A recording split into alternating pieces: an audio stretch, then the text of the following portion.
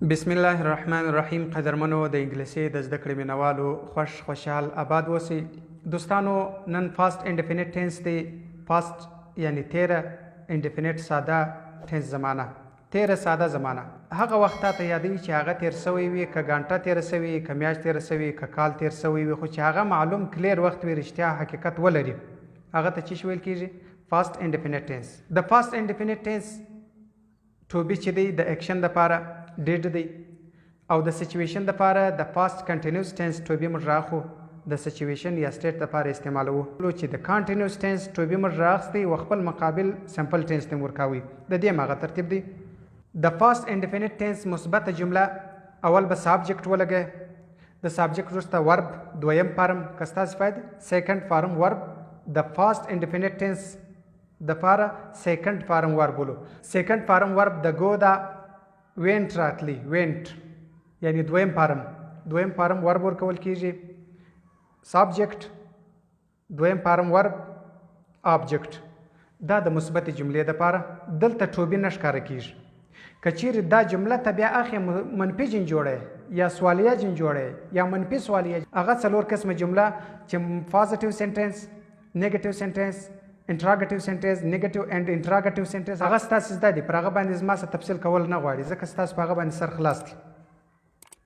نو دلته اوس موږ چې د فارمولې مطابق اوس جوړو، څنګه به وایو؟ I went to school. زه سکول ته تللی وم. I went to school. زه سکول ته تللی وم. اوس دا منفي جوړوم. I did not go to school. دلته به بیرته که د چیرې ټوبی ښکاره کړي، ټوبی خپله دویم فارم دی د ډو، دا ډیډ د ډو دویم فارم دی.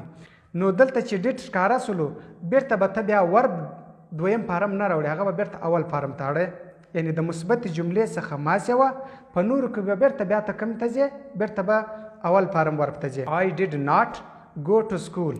زه سکول ته نه وم تللی. وینې په تیر وخت کې زه سکول ته نه وم تللی، بیرته به اول فارم ورب کې راولي. که چیرې مثبته جمله وه، بیا به موږ څنګه کې راولو؟ I went to school. I went to school. زه سکول ته تللی وم. ګوره تللی وم په تیر وخت کې. په دې مې سر خلاص ولو. خالي صرف نور فرمولو ته وګورئ، نور زه نه درته تشریح کوم، پر دې باندې نور بیان نه درته کوم چې منفي سوالیه جوړه کړه، سوالیه جوړه کړه، په هغه باندې ستاسې خپله سر خلاصېږي. چې ټوبي سر ته یوسه، ناټ جن لري که دا سوالیه سوه، ټوبي په سر کې کښېږده، ناټ کې به کښې دا منفي سوالیه سوه. هغه ترتیب درته اسان دی. فارمولو ته وګورئ، بس سر یې پخپله په خلاصېږي. په دې باندې دونه سر خلاص کړي چې په مثبته جمله کې ټوبي نه ښکاره کېږي او دویم فارم یعنی سیکنډ فارم ور په دې کې راځي. ټوبی نه ښکاره کېږي، سیکنډ فارم ور په دې کې راځي. بس دغه طریقه سو. او بل سچویشن یا سټیټ دپاره دا موږ د کانټینیوس ټینس ټوبی راخو دلته استعمالوو. د کانټینیوس ټینس یعنی فاست کانټینیوس ټینس. فاست کانټینیوس ټینس ټوبی چې دی هغه څه شي وو؟ واز ور. واز چې دی دپاره د سینګولر استعمالیږي. I, he, she, it. د دې دپاره د سینګولر دپاره څه شي استعمالیږي؟ واز. او د پلورل دپاره چې وی، یو، دی، د دې دپاره بیا ور استعمالیږي. واز ور. لکه اوس زه وایم چې زه په تیر کال کې شاګرد وم، زه به څنګه وایم؟ ځکه سټیټ دی، سټیټ خو یو حالت بیانوو. I was. ګوره د آی سره واز راځي. واز ټوبی د آی دی په سټیټ کې. I was student last year. زه په تیر کال کې چې شوم شاګرد وم. لاست معنا تیر. اوس زه دا وایم چې موږ شاګردان وو په تیر کال کې، بیا به څنګه وایي؟ وی ور. وی خو پلورل د جمع ده، یعنی وی ور. موږ سټوډنټس، موږ شاګردان وو. لاست ایرز په تیرو کلو کې. لاست ایر په تیر کال کې. ګوره که ایرز کې کلونه، که یر کې کال، یعنی خالی اس پسې زیات که دا چې سو کلونه سو، اس جن لري که یو کال سو. په دې به مې سر خلاص شوی. ګوره صرف په سچویشن او په اکشن کې فرق راولي. د سچویشن یا سټیټ دپاره ور او واز. واز راځي د مفرد دپاره، ور راځي د جمع دپاره. په دې سر خلاص کړي. او د اکشن دپاره چې دی هغه یوازې څه شي راځي؟ ډیډ. د پاست انډیفینټ ټینس ډیډ چې دی دا یو ټوبی دی. په نن سبق کې څلور الفاظ یاد ساتئ، لکه اسټډي پرون، او لیست تیر. لیست معنا تیر، او بیفور بل ګوره بل ورځ بل کال د دې دپاره موږ چې استعمالوو بیفور یعنی بله او بل اګو یعنی مخکې اوس زه وایم چې پرون نه وړمه ورځ دا به زه څنګه وایم داسې the day before yesterday یعنی پرون نه بله ورځ پرون نه وړمه ورځ خو بیفور معنا بله پرون نه بله ورځ دې ته څه شي ویل کېږي یعنی دې ته وایي the day before yesterday یعنی دا پرون نه بله ورځ پرون نه وړمه ورځ پښتو کې موږ ډېر وایو پرون نه وړمه ورځ راغلی وې پرون نه وړمه ورځ تللی وم پرون نه وړمه ورځ مې دا کار وکړي اوس دا به موږ ټول په دا څلورو الفاظو کې به موږ د پاست انډیفینټ ټینس ایکشن او سچویشن دواړه کارونه موږ په دې کې کولی سو یو به دا یاد ساتئ چې په مثبته جمله کې د ایکشن توبې نه ښکاره کېږي او دویم فارم ورب کې راځي او که چیرې د مثبتې جملې څه واوړي منفي جمله سي سوالیه جمله سي منفي سوالیه جمله سي بیا به ډیټ ښکاره کېږي او ورب به اول فارم راځي په دې کې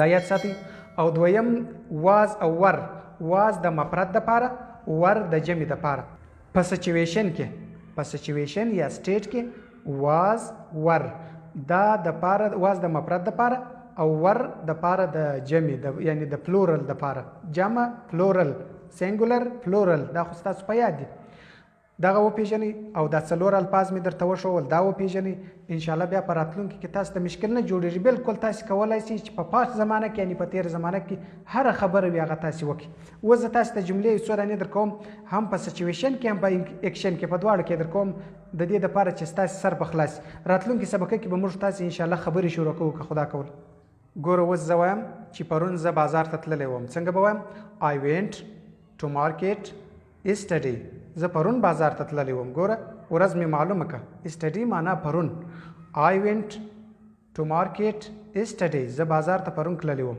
اوس زه کابل ته پرون تللی وم بیا به څنګه وایم I went to Kabul yesterday زه پرون کابل ته تللی وم پرون نه وړمه ورځ زه کابل ته تللی وم هغه به څنګه وایم I went to Kabul the day before yesterday هغه before yesterday تاسې زده کړئ هغه before معنا بله زه پرون نه وړمه ورځ کابل ته تللی وم دغه هغه جمله سوله چې په هغه کې توبې نه ښکاره کېږي دویم فارم ورب په دې کې راځي اوس دا نورې چې بیا ته اړه یې منفي ته اړه یې که منفي سوالیه ته اړه یې که منفي سوالیه ته اړه یې هر حالت ته چې اړه یې بیا به اول فارم ورب کې راوړې او توبې به ورښکاره کوې په دې به مې انشاءالله سر خلاص سوی ګوره اوس زه وایم چې زه 5 ورځې د مخه کابل ته تللی وم څنګه به وایم مثبته جمله ده ځکه دویم فارم ورب خوري او توبې نه ښکاره کوي I went to Kabul 5 days ago یعنی 5 ورځې د مخه زه کابل ته تللی وم ګوره دا خو د پاست زمانې خبرې دي پاست انډیفینټ ټینس څه مطلب